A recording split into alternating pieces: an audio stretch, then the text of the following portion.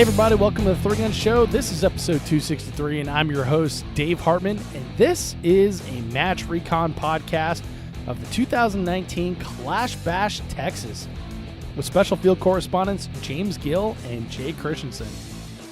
If you're not familiar with the match recon format, this is where we shoot a match, performing a reconnaissance and taking notes along the way, and then give you all the tools that you need to shoot it next year, including things like match flavor, longest shot, unusual positions, etc. Basically, we paint a picture of what the match is like so you can decide if you want to spend your hard-earned dollars on shooting it the next time it comes around. These podcasts are available first to the fine people that support the Three Gun Show on Patreon, so if you like this type of content, consider signing up as a supporter at threegunshow.com/Patreon. That's Patreon. And before we get into the show, I want to tell you about a couple things that are going on here in the Three Gun Show world as usual. This podcast is brought to you by the good folks at JP Enterprises. Last week, when we caught up, I had just shot the Vortex Extreme in Douglas, Wyoming with my good friend Mike Griswold of Rocky Mountain Targets, and we both shot JP LRP-07s, which was freaking incredible. That match was humbling in the true sense of the word, but I'm back in three-gun mode, and this week I'm heading off to the Jeff Kirkwald Memorial three-gun match in Forest Lake, Minnesota, and I'm shooting my three-gun rifle, outfitted with JP internals, including the LMAS, the Low Mass Operating System, which is the Low Mass Bolt Carrier Group, and the SCS, the Silent Capture Spring, which does wonders in taming recoil for fast follow-up shots, which will come in handy for the JKM shoot-off. Pumped about that. If you haven't yet upgraded your rifle with a nice low-mass operating system using the aforementioned JP parts and an adjustable gas block, do yourself a favor and pick up some go-fast gear at jprifles.com, or just pick up a whole three-gun rifle wire there and call it a day. It'll be good to go. Now, many of you have told me that you like to know where I'm heading next. So, after Jeff Kirkwald Memorial match, I'll be shooting Generation 3 Gun in Iberia, Missouri, which I'm totally pumped about. It's one of my favorite matches. I love the people involved. I love the concept of providing match fees to juniors, and it's a great match to shoot as well. Then September 20th through the 22nd, I'll be in Phoenix, Arizona, at the Champions Are Made in Practice 3-day three-gun training class with none other than national champion Keith Garcia. Oh man, I'm so excited about this one. I haven't taken a class from Keith. Keith is a great instructor. Just in the times that I've shot with him, I've learned so much from him. Really looking forward to a formatted class. And if you have the time available, again, this is September 20th through the 22nd. If you have the time available, there are a couple spots left for Keith's class. So hit one of us up on Instagram, either Keith Garcia or Three Gun Show, and we'll give you the details. It's going to be a good time. Last thing here, Three Gun Show t-shirts, mugs, and baseball caps are now available at threegunshowproshop.com. I'm actually recording this while wearing my Three Gun Show hat and sipping from my Three Gun Show mug. It's late, so I got a little pick-me-up, a little coffee going here. So wouldn't it make sense for you to listen to the show that way as well? Now you can head over to threegunshowproshop.com, get yourself something nice, get something for the girlfriend, get something for your hubby, whatever you got. Everybody's going to love it. That's all I've got for now, so enjoy this match recon of the 2019 Kalash Bash with James Gill and Jay Christensen. Guys, how you doing? What's up, buddy? I'm doing good. Good. James, excited to have you back on the show here. We had some technical difficulties. Apparently, you've got a date, like a bowling date with some 60-year-old women. They're going to be missing you here. You were on your way. 60-year-old 60. Didn't I say 60? Or did I say 16? Sounded kind of like 6. 60. Either way, I'm going to destroy them. Oh, wow. Yeah, so James got bowling league to go to. We talked him out of doing the podcast while we were driving here, so thanks for that, James. And Jay, we've got Jay Christensen back for another match recon. So welcome, Jay. Yes, sir. How's it going? Good, guys. We shot the 2019 Kalash Bash, the Texas Kalash Bash, and that's what we're here to talk about. The three of us shot it, so we're going to depart from our normal match recon format, and I'm going to run through the quick stats myself, and you guys feel free to jump in if you have any questions or anything to add to it. Sound good? Yes, sir. All right. So the Kalash Bash, I forgot to get the dates. Man, I'm already failing here again. This was was that the 13th and 14th? Is that right? Yeah, it was right before tax day. Yep. So it was the 13th and 14th of April 2019 at the Cawthorn Cartridge Club. Time plus match with points, and it was run on USSL's United Rifle League rule set. Sign-up payment and scoring was on Practice Score, which is fantastic. It was a half-day schedule, $150 for shooters to shoot the match, and I put $75 for Gen Pop here. But this there was a festival, which we'll get into that in just a moment here. But it didn't really make sense. Like, wow, $75 to come and spectate a match? That doesn't make sense. But then it did when we got there. 117 shooters shot the match, and let's talk about the divisions and winners, shall we? So, first up, AK Heavy Irons, which, Jay, why don't you describe AK Heavy Iron rules briefly here? So AK Heavy Irons rules. Irons is exactly what it says. So it was iron sights only. That meant iron sights only, true irons only. So a single red dot didn't count for that division. Heavy meant either 79 or 308 caliber. So basically 30 caliber iron sights only, and 30 round magazine capacity limit.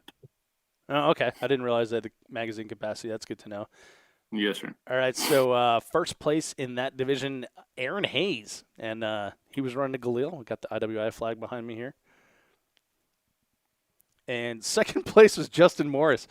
I'm giggling at this because he spent most of the first day lying down because he had food poisoning. Yes, puking his brains out before we ever started shooting on Saturday. Yeah, I said hello to him as he was passing by, and I thought, like, wow, Justin's a lot less friendly than he was at Texas 3 Gun. And come to find out, like, dude was feeling pretty ill. Yeah, when I walked the truck and heard somebody kind of coughing from in front of the truck, I looked over, and there he was. I said, hey, buddy, you doing okay? He looks up and he goes, no. Let me ask you a question, James. We'll direct this one at you. So both of y'all are younger than me. We're all in our 30s. At what age do people stop assuming you're hungover when you're actually sick? Never. Never. That was the first thing that came to mind until I saw who it was. I mean, you've been around the crowd long enough. You know who ties one on pretty heavy and who doesn't. But yeah, that was my first thought was, oh, somebody drank a little too much last night. Yeah. Well, it's kind of funny. So he was. I mean, it's funny because it wasn't me that was sick, but he was there with his son as well. I forgot his. Was it Britton? Is that right? Britton. Yeah. Okay. Yeah. Nice kid. Actually, really good shooter too. So once I saw that he was there with his son, I'm like, he's probably not hungover. It's probably food poisoning. So third place, Todd Lewis, all the way from Florida to shoot the match. Yeah, Mr. Team Canic Century Arms. Is it Canic or Chonic or something like that? I'm going with Canic because this is Texas. So because this is America and it's spelled that way. AK Light Irons, which is 54539. Is that right? No. Yeah, 54539. Or 556. Or 556. Yeah. So it's basically the what is that? The Warsaw Pact calibers. Am I wrong on that? NATO, isn't it? It's NATO now. I mean, there's a bunch of AK buffs here that'll say, well, actually, the AK model 110 series, but no, going with the light irons, it's just you get same thing, iron sight, no optics, 30 round capacity on the mags, but with less recoil in the 5.45 or the 5.56. Right. So it's like AK-74 or Galil 5.56. Actually, they make a bunch of AKs and 5.56 too. So. Yep. First place there was John McClain, and then second place dude on our squad was Stephen Lee, which is kind of cool. Yeah. And did you get it? I don't remember. Did you get a chance to shoot his rifle? Yeah, I did. Oh my God. Airsoft. Yeah, it was actually pretty ridiculous. I was really surprised at. I mean, AK-74s are pretty delightful to shoot as is. They're pretty light, but that was pretty insane. But third place, real quick, is Calvin Trong, and this guy's internet famous. I didn't realize it at the time, but he's got several funny YouTube videos out there. James, you probably saw him on the YouTube. Gross motor skills. Yeah. And he does how to relocate or how to reload a 1911, and he throws it on the ground, pulls out a Glock. Yeah. I didn't realize that was him. Like, it's pretty cool. He's a funny guy. But so when I was looking up the stats for the match here, John McClain won the division by 18.5%. Yeah, there's a bit of a gap there. A little bit, Jesus. All right, so then AK Open, which Open is pretty much open. You can have optic on there. You can any sort of optics. So like you put a red dot, or you can go with the scope, 3 optics, doesn't matter. Drum mags. There's pretty much no rules in the Open division that I'm aware of. So first place on that one was Zach Smith. Second place, a little bit of a tighter one on this at 97.29% was Nils Jonassen. And then third, Jason Henson. Our own James Gill, fourth place. Jay Christensen, fifth place. Congratulations, guys. Well, what? That was very educational, that match was. Yeah, it was, wasn't it? 10th place right here, by the way. I'm pretty excited about that. And then the final division is Com Block, which is pretty much like, hey, we still like you and we want you to show up to the match, but you don't have a gun that fits in any of these other categories. That's pretty much what that is. So what they wrote in there was PCC, SKS, VZ, etc., which I know what a couple of those are. So Nick Miller won that division. He was shooting one of the Dissident Arms PCCs, a little 9mm, and he put 25.5% on the second place.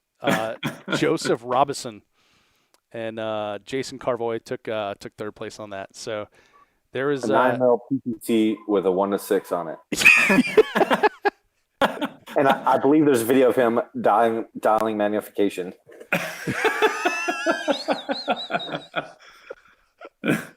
Which was even funnier, that the fact that he put a Razor 1-6 on his 9mm AK PCC. And everybody that shot Open ran red dots.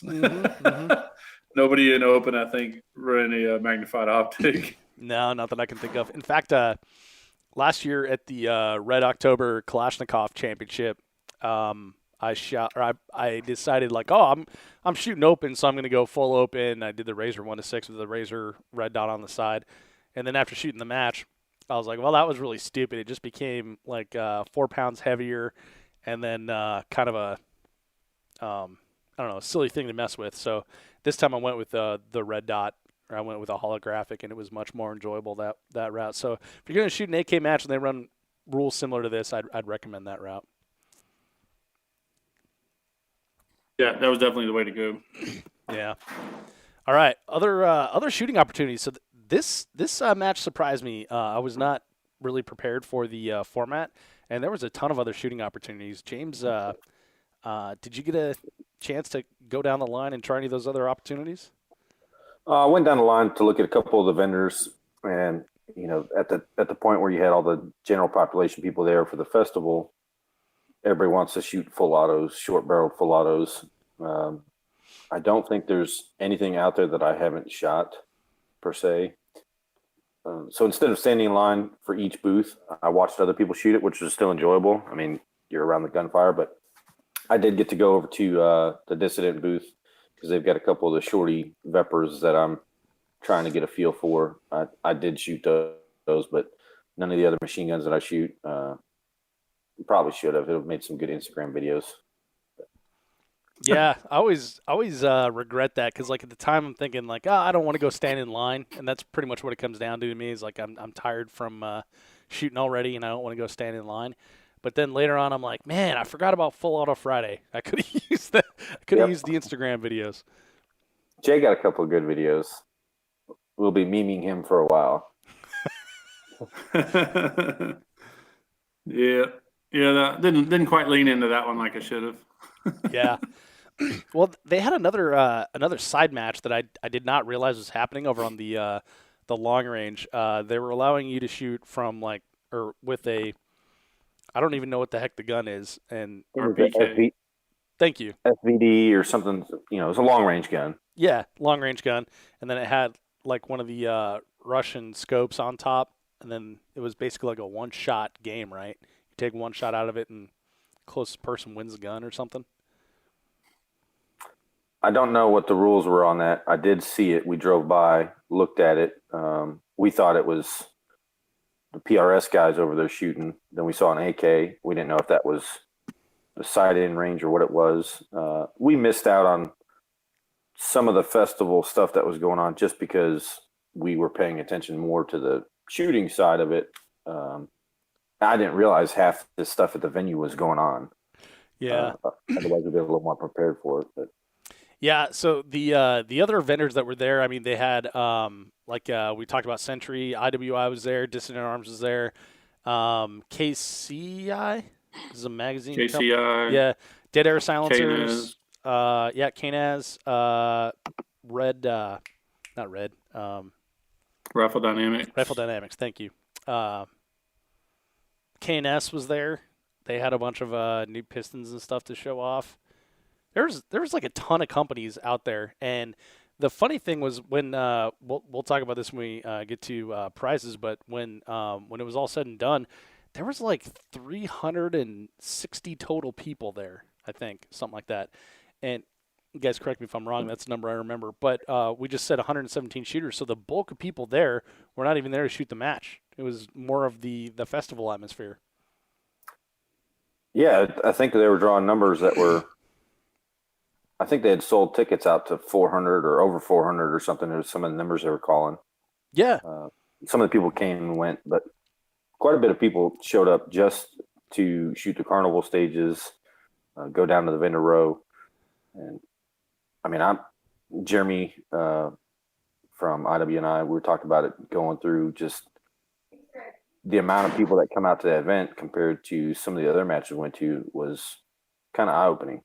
It was a new avenue for us. Yeah, it was completely eye-opening for me too, and I had probably an hour conversation with Jeremy, and then you came in and were helping us out with some brainstorming on like what can we do to make this like more exciting at a 3-gun match and get people actually come out and play there. I don't know if we ever came up with anything. Maybe we need to have some sweet tea and vodka and talk about that again.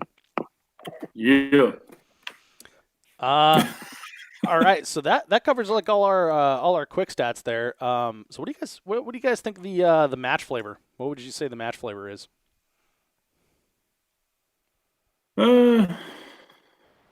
More basic kind of AK flavor.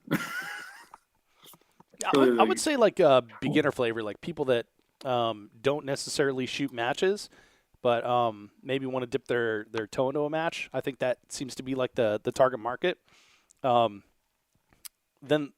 for the people that are familiar with matches and do shoot matches on a regular basis, the stages just became like super fast.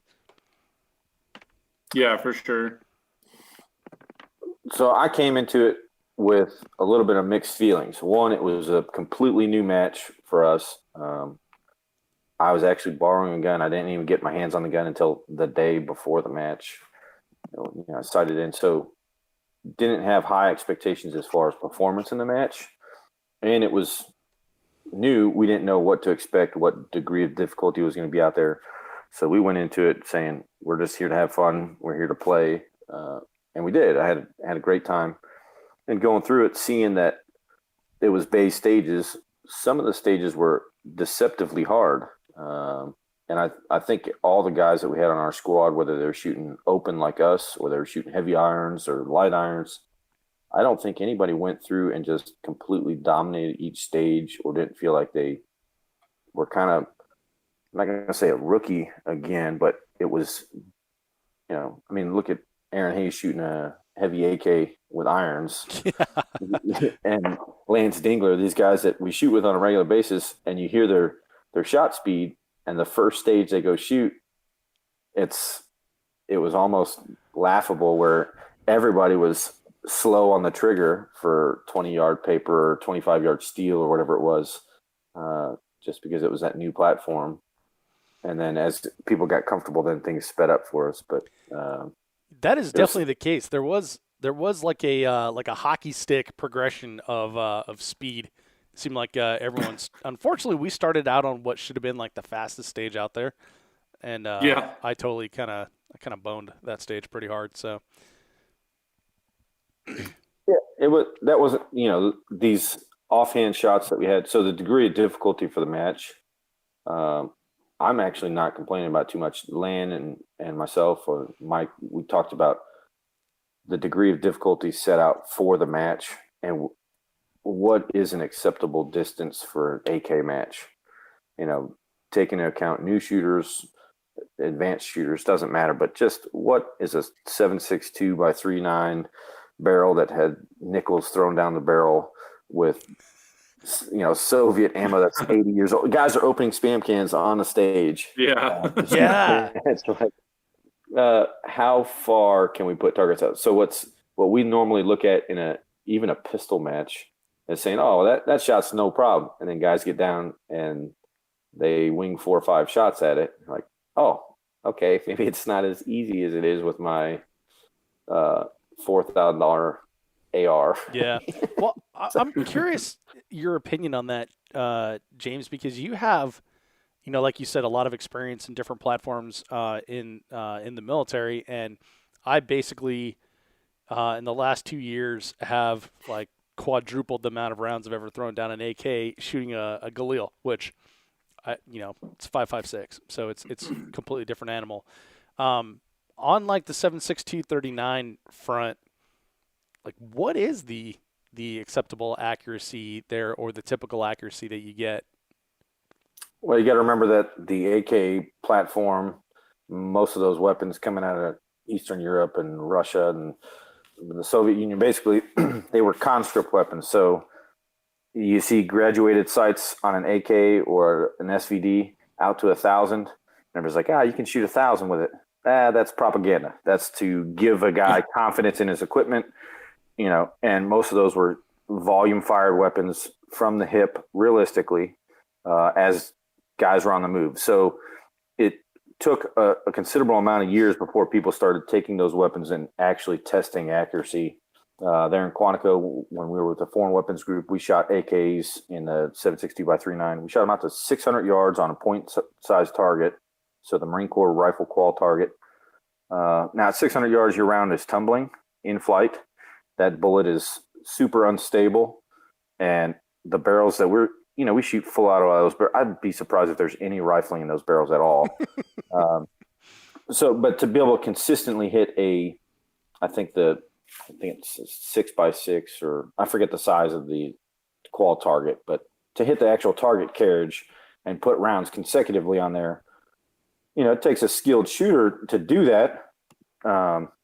The rifle's more capable of getting the stuff out there, but you really, after about 330 yards with an AK, with a traditional barrel, that bullet you're throwing a wiffle ball downrange. You have no control of it at that point. Now with a modern AK, if you put a different barrel in it, do some other stuff, you can get better accuracy out of it. But traditional surplus AKs, about 300 yards is where they're at. So. Well, okay, so that's interesting to know, because I've always wondered about that. After shooting a couple of the Dissident Arms AKs, like the AKs, not the Galils, at Red Oktober last year. I started to wonder if like the reason or not, maybe one of the contributing factors is that they have like really shitty triggers. Because the Dissident guys, they throw an ALG trigger, they do a nice trigger job on it, and they're actually pretty enjoyable to shoot. Do you have an opinion on that? Well, there's the mechanics of the gun. You have several things. I mean, it's occasionally you have a milled receiver, but for the most part, they're stamped. They're the McDonald's cheeseburger of firearms. They're coming out, and every other time the top bun is sideways in the packaging, and you can still eat it, but it's not going to be picture perfect. So with an AK, having a front sight post that your barrel might be twisted, your front sight post might be twisted compared to your rear sight notch, and being able to repeat putting rounds on, doesn't matter how inaccurate the rifle is as far as group size. If you got a 6-inch group size, but you can continue to hold that 6-inch group size, yes, absolutely. Having a very rough trigger, not getting proper cheek weld on the gun, and if you are in relation to one piece on the rifle, and then you shoot, and now your dust cover moves, and now you're looking at the rear sight in a different position, it's very hard to maintain a consistent sight picture. But not all rifles are that way. So they've made improvements to them. There's a bunch of these guys out here that are manufacturing their own AK platform weapons, but the production quality of them is much better.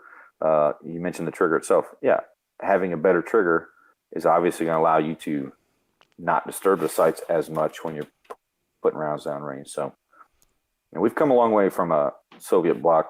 You pull this gun out, pull the Cosmoline off, and shoot it. So, yeah, no kidding.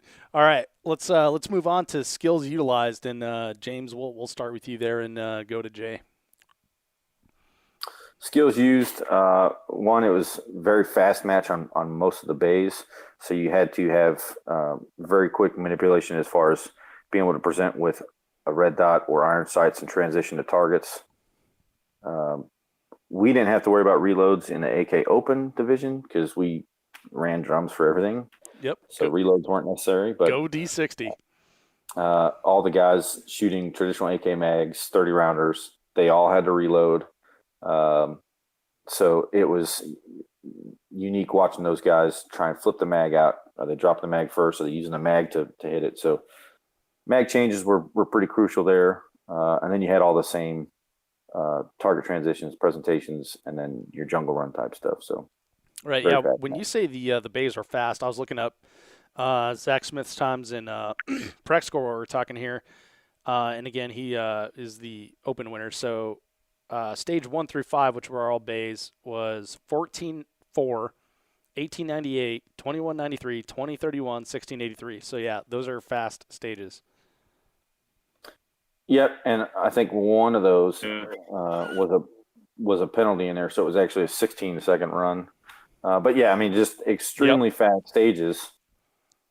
And I don't know how much he shoots AK. It appears he shoots AK on a regular, so he's a little more comfortable with it. A lot. Yeah, maybe once or twice before.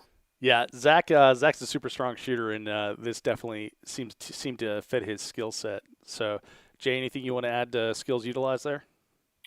I mean, the base stages were, I'm pretty sure Pete had a little something to do. Pete Rensing with UML had a little something to do with those. Yeah, he was out there. We should mention that.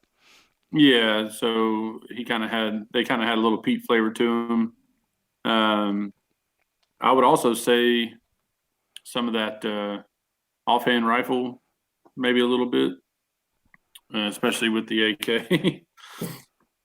A couple of those steel targets that we had to shoot offhand, didn't we? Yeah, we had a couple steel that were targets. Not exactly large ones. Yeah, in the corners, the back of the bays. So I don't know how deep those bays were, 50, 55, 60 yards or something like that. So they were I believe most of those targets were about 48 yards from the shooting position. There you go. And they were using smaller plates, trying to increase the degree of difficulty a little bit on us. So I was told. I think it worked. Yeah, a little bit. So a lot of the beginner shooters, they said not many of them left the plates, but they sure did burn through some mags trying to get them. Yeah. Yeah, that's for sure. All right, terrain. So five base stages that are flat, muddy, nice and super slick, muddy when it got a little bit of precipitation, just a little bit of rain. It made them super slick. So if you've ever shot a Cawthorn Cartridge Club, it's like same old, same old. And then we had 3 natural terrain-ish stages.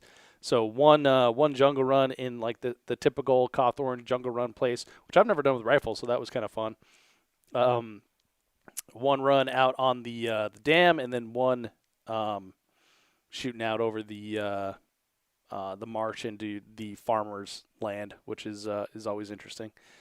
What's that? That area is called the Ridge. There you go, the Ridge. Thank you. So that pretty much covers terrain, unless you guys have anything to add to that one. James, what's so funny there? Actually, shut up. Go bowling, nerd. All right, so farthest shot, number of long range shots. So I think the farthest shot we took was on the Ridge, or was it on the dam there? Either way, it was supported. They gave us a couple of sawhorses. Yeah, the Ridge off the sawhorse, I believe we were at 91 yards. Oh, okay. And then everything else was 52 and under. Got it. Those are pretty generous targets. Like they were, 17-inch laptop size, at least. Yes, they were. Yeah, I'm just saying that because right into the camera, I have a 17-inch laptop. But they're about that size. But the wind on that stage, it was brutal. Yeah, you almost had to hold just to the right of the center of the. like about an inch left of center, I think I held. Okay, so the let's talk logistics: check-in, scoring, prize table distribution. James, you want to start there? Scoring, we've done UMML or USSL. Whatever the rifle scoring is, I'm always going to get that acronym wrong. URL. Points, 100-point stages, so time, which, I don't really care how the scoring goes, actually. It all shakes out the same either way, but they did prize table top 3 in every division except open, which was the heavy division. I think they did out to top 5 in that division.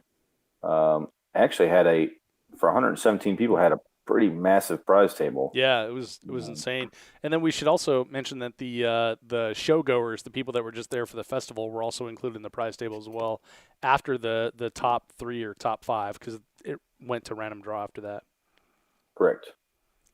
Well, it went to games and then to random draw. That was kind of weird. They had, not weird, but unique, unusual, something I haven't seen in a 3-gun match before. They actually had games to decide who won prizes after the top shooters took their prizes, or I guess before. I don't know. But game show style. That's right.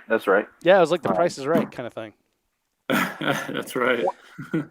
So, being a competitor that goes to a bunch of matches, if you go to a normal match and they have a prize table, they tell you everybody's going to get something, or, you kind of know ahead of time what you're getting into. I really didn't even think about a prize table for this one, which they kind of adjusted on the fly. I don't know who was running the prize table, but it was nice where it wasn't just like you had a row of people lined up ready to go grab their stuff and run. They actually had the crowd participating in there and being random draw for everybody.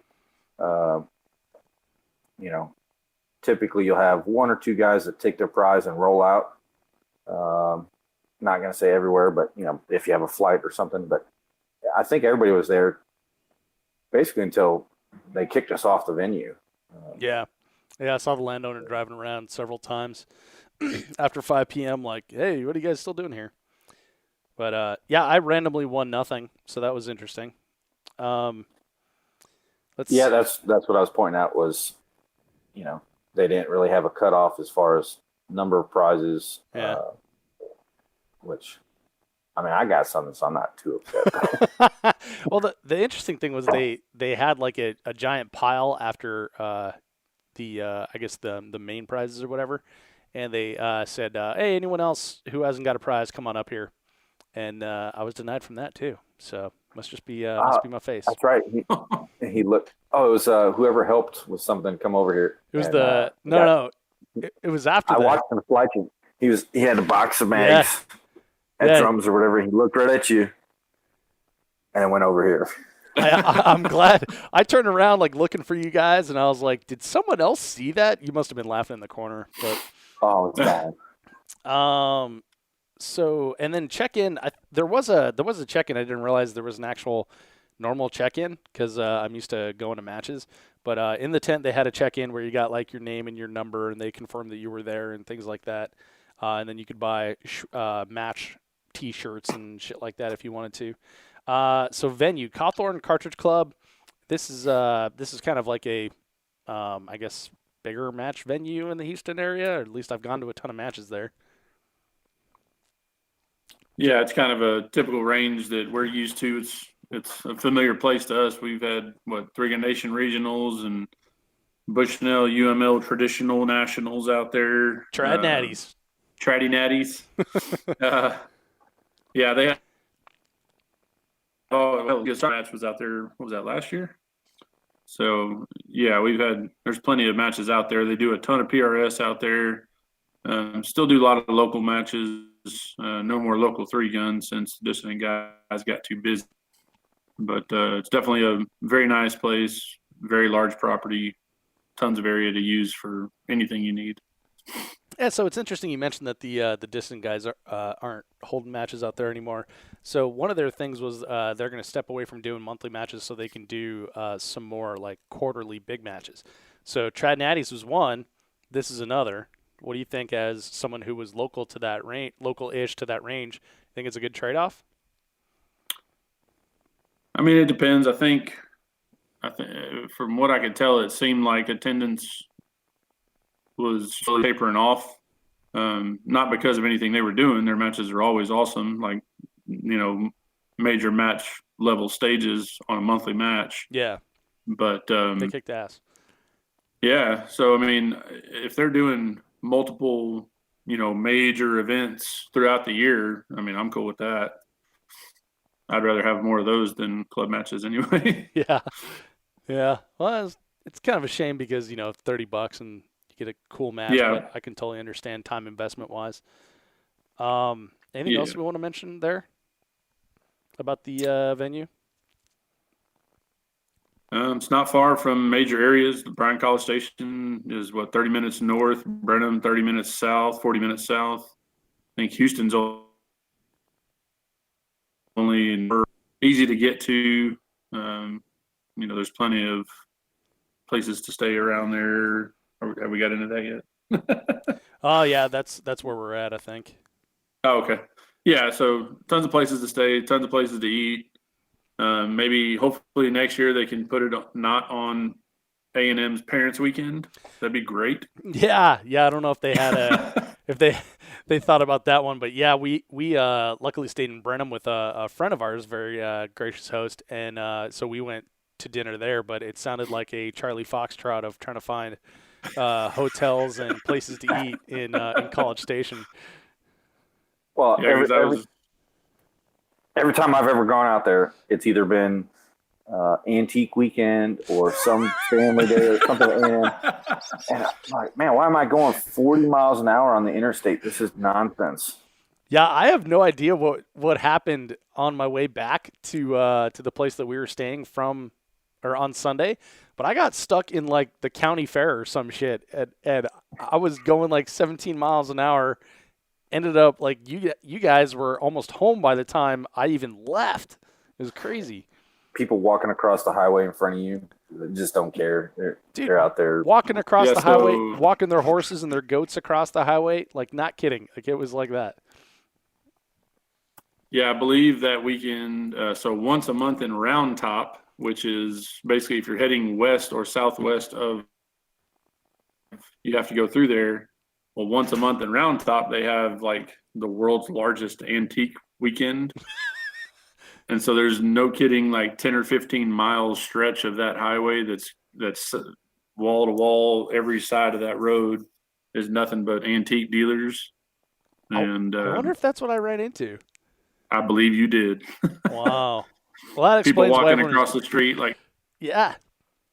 nobody's driving. Like, Yeah, yep, you have to go through that whole stretch about 10 miles an hour. Sheriff and the constables were directing traffic and stuff, which is weird when you've got a ton of guns in the car. You're like, I'm gonna be the one guy they look at, but they don't care. It's kind of funny. Yep. All right. So pre-communication. How was the pre-communication for the match? I think I got like 2 emails the week before, and so I kind of was prepared and knew what to expect, round count and stuff like that. I saw several emails throughout the process from everywhere, between initially registering and paying and then up to the match. Several emails with different updates, and then the final ones that week before with the final kind of logistics of everything. Good. Yeah. Not to mention tons of social media posts and things. James? Yeah, I really don't pay attention to that stuff. I forgot to pay until like 2 days before. Yeah. They sent me an email link, and I just. Sorry, your secretary was looking already. Yeah. Your pay will reflect. Yeah, I have to say that I appreciate the proficiency with which Lan and Mike use Practice Score and are not afraid to use the email system in there. I think a lot of matches want to do social media updates, and for whatever reason, like the algorithm always hoses at least half the match on that. So I appreciate the email because it goes to a place where if I don't check it, then that's my fault. One thing I would say though would be like if anyone from Practice Score is listening, one nice update would be like log those emails on the match website in Practice Score. So if you sign up late like James did, now like those 4 emails could already be in there, and you can go read like the other 4 updates that you already missed. That might be kind of nice, but just a random thought. All right, staff. How was the staff? Excellent. Well, everyone we dealt with, the ROs. The ROs are out there volunteering their time. I think Jay's brother was out there RO in another match that he was not shooting. Yeah. So it's very nice to have staff that is willing to be there. We'll have another discussion about ROs at some point and running matches because I've done both. But the guys that are out there, they're working their ass off for us. And, we appreciate them. We're trying not to give them too much grief about anything. But we know there's just stuff that's out of their hands. Obviously, we had some weather issues, and I think a tablet got not lost. I don't remember. There's always something that comes up, but we didn't deal with anybody that yelled at us. Yeah. Told us we were dumb. Like, I felt like a rock star there. I think it's funny. Like anytime I'm not yelled at, I think like, well, that was a nice experience. It's funny how low the nobody punched me in the face at this 3-gun match. This was excellent. I know, like it's funny how low some of the matches I've shot in the past have set the bar, but I think that Kalash Bash was good, and the people serving food were totally cool. The people that checked in were totally cool. The people that I dealt with on the line for shooting guns were awesome. All the ROs were great. Some of them seemed a little frazzled by the squad that was in front of us, but they quickly calmed down a little bit. And I don't know. It seemed like we had smiling faces and expedient ROs and no real. I don't think we had really any issues or anything. So I really enjoyed that. Other than the dude at Kyber Customs that totally stuffed me at the festival, it was totally cool. Not bad. Yeah, and so I mean, again, there was 2 parts to it that were, the match itself, as far as running the match, shooting the match, and then having a prize table while a festival is going on. So again, there was a bunch of people there that, I wasn't anticipating because, again, I didn't pay attention to any of the alerts for this that it was just, hey, you want to go shoot an AK match? Yeah, I'm in. Let's go shoot it. So I didn't really do a whole lot of research on the match as far as what the event was going to consist of. And then going and seeing those guys handling that at the same side or the same time, it was unique, but didn't really present any issues for me. Yeah, well, they had a few things I'd like to see done, but they had a lot of balls in the air as far as that goes, managing the needs of the vendors that were at the festival, the needs of the festival goers, all the other vendors that were there, and managing the shooters. Like, they did a bang up job in that respect, because that's 3 jobs all in one right there. So I thought it was good. Yeah, and so they have 117 competitors. I'm going to assume, let's say it's only a third of the competitors are new shooters or newer shooters, because they did ask whose match it was their first, or whose competitor was the first time match, and it was quite a bit. So, on top of having a bunch of newer shooters to shooting sports, but then having another 200 and some people walking around with guns. Oh, yeah. And everybody had a gun. That was the weird part. Everybody had guns. At 3-gun matches, like, your guns are in the truck or you're shooting.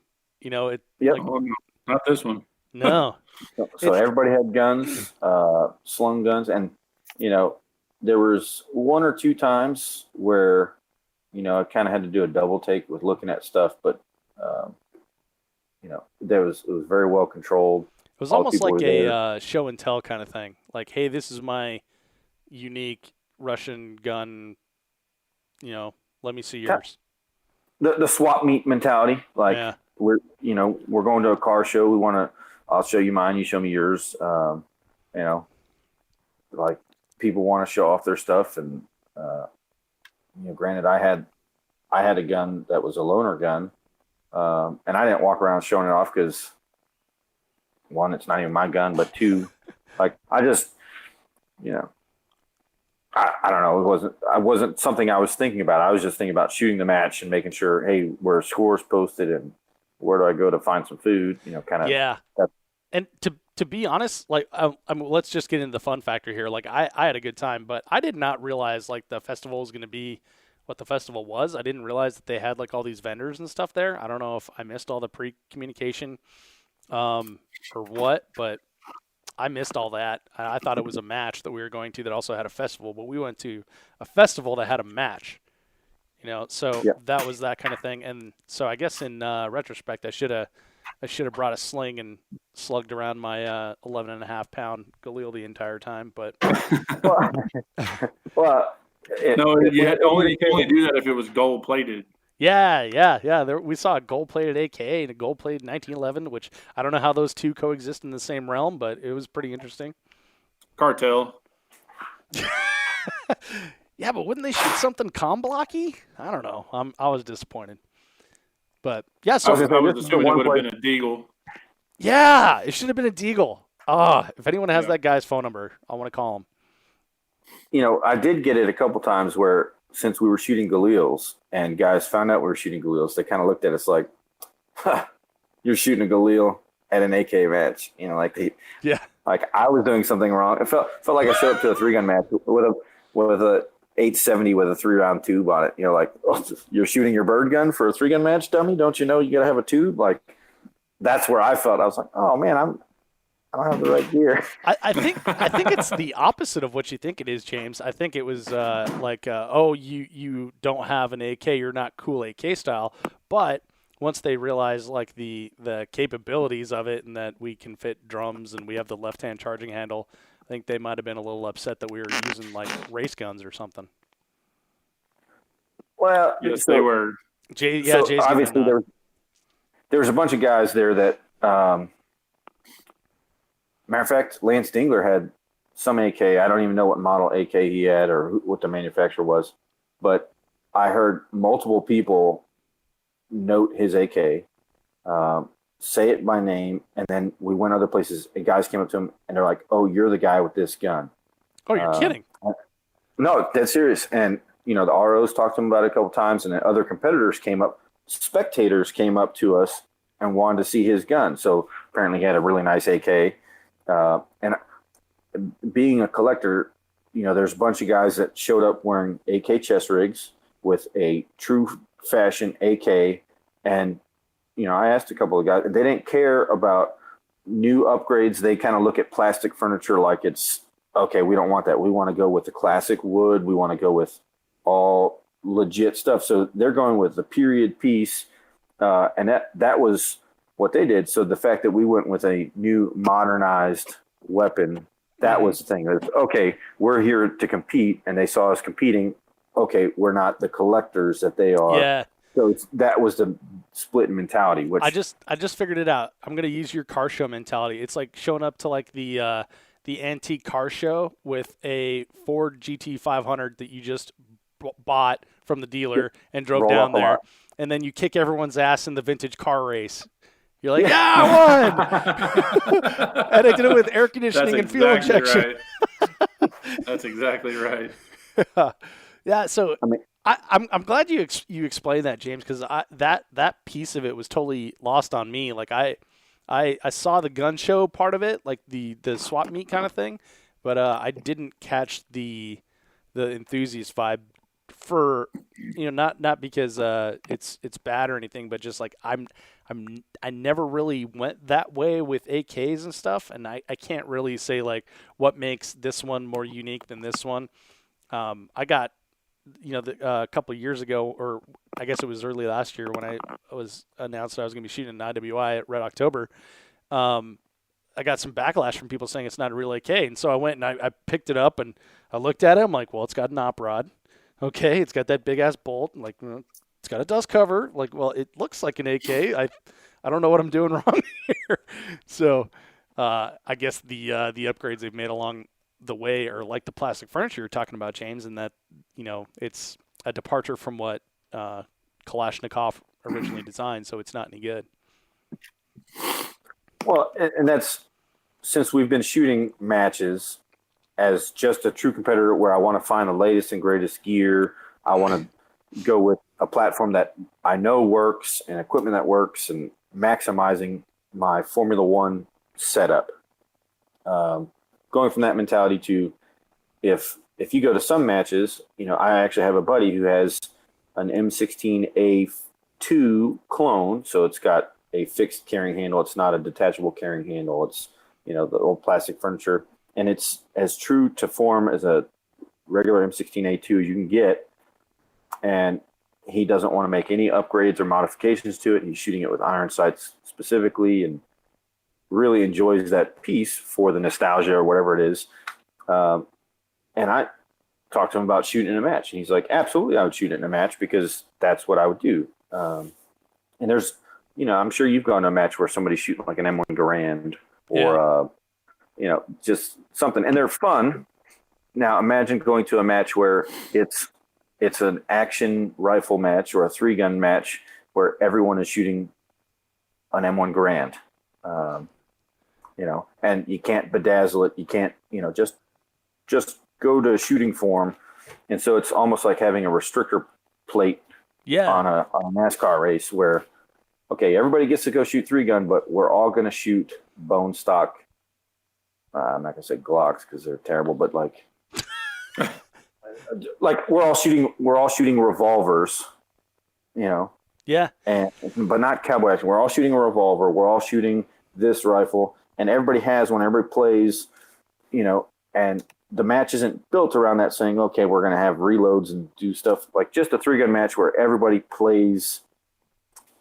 We're live action role playing. That's the mentality where. Yeah, that's exactly what it was. It did seem like live action role play type stuff. It reminded me. I don't know. I got it. The car analogy is such a good one because I can imagine having, like a period correct 65 Mustang. Because I had a 65 Mustang in high school that wasn't exactly correct. Like it had some upgrades to it. But I can imagine having one that's correct and cruising around on Sundays. But then also just driving your pickup truck to work because it has air conditioning and a sweet FM radio, So right. That's kind of an analogy to make for the match, right? Yep. Yeah. And those guys, I give them credit. All the guys that showed up out there. I was really surprised to see the number of tents out there. Yeah. And I thought it was Matt's staff, and then it was these guys come from all across the country to come out to this function, and they spent all weekend basically partying on site and camping, and they were out in the rain and the windstorm blowing their tents away. And I don't think I saw any of those guys complaining about the conditions or the match setup or really anything. Nope. No, and it was like a true festival atmosphere where people were, like you said, camping in tents, partying until 2 a.m, and then, eating hot dogs off of a cart. So It was just like Renaissance Festival, but with guns instead of swords. yeah, just like that. So okay, Jay, you shoot it again? Yeah, absolutely. James, how about you, man? I'm shooting it again. I'm getting a new rifle built right now and bedazzled out. It's a Galil, my Formula One, and because I want to shoot, I want to compete on that level. I would probably shoot it again. I actually think it would be more fun for me because I'm terrible anyway. If I went as far right as I could with taking the bare minimum AK and going to shoot it and dressing up like, I don't know. That match was fun. I had a lot of fun. Yes, I'm definitely going to shoot again. Well, I tell you what, like I really like shooting the Galil, and obviously Vortex is a supporter of me in the show, and so I like to shoot nice optics, which is fantastic. But I would say maybe next year can we shoot 2 divisions, because that might be kind of fun. Is bring the 7.62 iron sight AK and shoot the Galil. That could be cool, and because it's a 1-gun match, like shit moves pretty quick. Yeah, absolutely. I think there's definitely time in the schedule to do it. Now, again, the match this year was a new match to Dissident. I guess they said they had done some previous AK bashes, like Christmas bash or something. So they're trying to keep this match going on a regular basis. Now, are they going to adjust the style of the match? Are they going to increase the degree of difficulty to maximize if a guy's running an AK with a Galil, for example, with a 1-6? Are we going to put targets out there where he might actually need magnification? Obviously, you can't stretch the match out too far, but if they increase the difficulty, am I going to want to challenge myself with the equipment I have, or am I going to want to go just repeat the match as it is and just shoot multiple divisions? Because I would like to have shot that with an iron-sighted, heavy AK. I think that would have been a lot of fun, but I also want to win. I don't think they're going to change the style of the match from what. If anything, they may add a stage or 2, but I think the stages are going to pretty much stay like that, because it was challenging enough for the experienced shooters, but it was still fast and fun. And then the beginners were still, I think most of the beginners were still able to finish all the stages for the most part. But they were also challenged. There was guys that were blocking at some of those targets. And for that type of match, that atmosphere and what they're trying to do, I don't think they need to increase the difficulty. I think they should keep it that same kind of flavor, same kind of speed, maybe just add another stage or 2. Maybe some more side stage type stuff. Yeah, I could definitely go for another couple stages, and not saying that I didn't get enough. It's just like it was fun enough that I would want to shoot more. So yeah. Any funny things that happened at the match? There's 2 things I can think of. First one, that nice little windstorm. Oh yeah. Everybody might not have thought it was so funny trying to hold the tents down from ripping everything to shreds. Yeah, they probably lost $2,000 worth of pop-up tents. Destroyed that match. Yeah, at least. I saw the next day there was like a pop-up tent frame graveyard on one of the sides of the berms. Yeah, they started using them as targets on the machine gun range after a while. They were just cheese gratering them with the machine guns over there. Yeah, it was like a little microburst before a tornado, but then the tornado never happened. Yeah. One of the funny things that happened on our squad, James might not think it was so funny, and he might still be hurting a little from it, but what was that, stage 6, the dam stage? Yeah.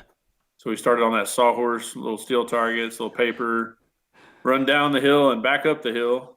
And I don't know, a couple steps left to go into that final position. While I'm trying to video, running behind James, I look up and all I see is head on the ground and heels in the air. Took a nice little swan dive, face plant, scorpion a little bit. Managed to keep control of that rifle though. Good trigger finger control there, and got back up and burned it down anyway. But still pulled a fourth. Yeah, and the only real issue there was, you see in the video I'm chasing him, then I start going back up the hill. And you record the sky. I start going back up the hill, glory. And I look up and see him on the ground, and then look back down, and the camera's pointed at the sky. And I get the camera back on him just in time for him to be up already and shooting again. So it just looks like I'm slow to get in position. That's all it looks like. That's the worst is when there's a good spill that happens and the camera guy doesn't get it because he's looking over the camera. Follow your sights, kids. Follow your sights. Yeah, I don't think I've been to a match ever that I haven't tripped or fallen on my face or run into a wall or a prop. I mean, I'm retarded. I do it, so it's going to happen. And of all the stages, there was the base stage. I want to say it was stage 3 or 4 that with the 5 boxes or 6 boxes he had to shoot from. I like that one. And it started raining for us, so you're getting no push, no traction, and everybody's sliding across the box as they get into position. I don't think anybody on our squad anyway had an easy go of that stage. So we threw 3 or 4 seconds away just getting in a position looking like we're skating on ice. Because it had just started raining when we got there. Yep. And I'd have been okay slipping there because it's to be expected. But on the stage that I fell on, I was actually running. I don't think I'd go any faster. Yeah, you were hauling, man. So I'm like, am I just too retarded to like not fall on my face while running? There's no stick. I didn't hit a pothole. I don't know what happened. I just like burned my little engine out and said, I'm going to stop here with my face. I think you were trying to prone out for those 5-yard rifle paper, but then you. That's right. Noticed to get back on target. Realized with the offset couldn't see him very well. Yeah, that's what it was. All right, dudes. Well, we're coming up on our time here. James, you've got to get bowling, my friend. Anything you want to add before we go? No, I mean, thank you to Mike and Land for hosting the event. USSL for coming out and helping the event. I know Jeremy Reed was out there and Pete Rensing was out there. Had a good conversation with Pete. I actually really enjoy the USSL matches. I'm liking that format more and more. But the event was great. 10 out of 10 would recommend. Do it again. Yeah. Jay, anything you want to add? Yeah, just like I said, it was a good match. Thank you to all of the sponsors that helped put that on. There was a ton of them. A ton of people threw in tons of stuff, prize table and everything else. Thank you, Jeremy, with IWI for helping out like he did. And then everybody that's a neat experience. And so looking forward to it again next year. Yeah, I'm looking forward to it as well. I'm with both y'all. I like that type of format. I think it's pretty cool. I really glad that Len and Mike did take a step back from the monthly stuff. If this is going to be the result of it, because it was a good time. And then the vendor participation was absolutely incredible. The dudes from Rifle Dynamics drove up. Mike Pappas from Dead Air Silencers was there, so it was cool to see those guys. I really enjoyed the match, and like James said, I like the USSL and URL, United Rifle League rule set, although I'm very confused by the acronyms. I'm going to need like a decoder sheet over here. Yeah, I'll never get them right. No, but yeah, so I would shoot it again. So guys, let's end it there. Let's wrap it up. That was the match recon for Kalash Bash Texas 2019, and if you look it up in practice score, it is Kalash Bash Texas, which sort of implies that they're going to do it somewhere else. So if this is the type of thing that you're interested in, you got an AK in the closet you haven't used, or you know a buddy that has one, because as we proved, several people can shoot one gun in a one-gun match. Just takes a little time to cool. So thanks, guys, for being a part of the show, and thank everyone for listening. I'm Dave Hartman with the 3 Gun Show. We'll see you on the range. See you guys. Bye. Already ended it before you guys said see ya. Oh, Thank you for listening to the 3 Gun Show. If you like this type of content, you can support us on a monthly basis for as little as $5 by subscribing on Patreon at 3gunshow.com/Patreon. That's Patreon. It's all kinds of little bonuses that you can get as well for your contribution. But the big thing is the content. It's all about the content, people. You can give your business, you can also support the show by giving your business to the companies that support the 3 Gun Show, including Vortex Optics, IWI, and JP Rifles. And until next week, I'm Dave Hartman, and I'll see you on the range.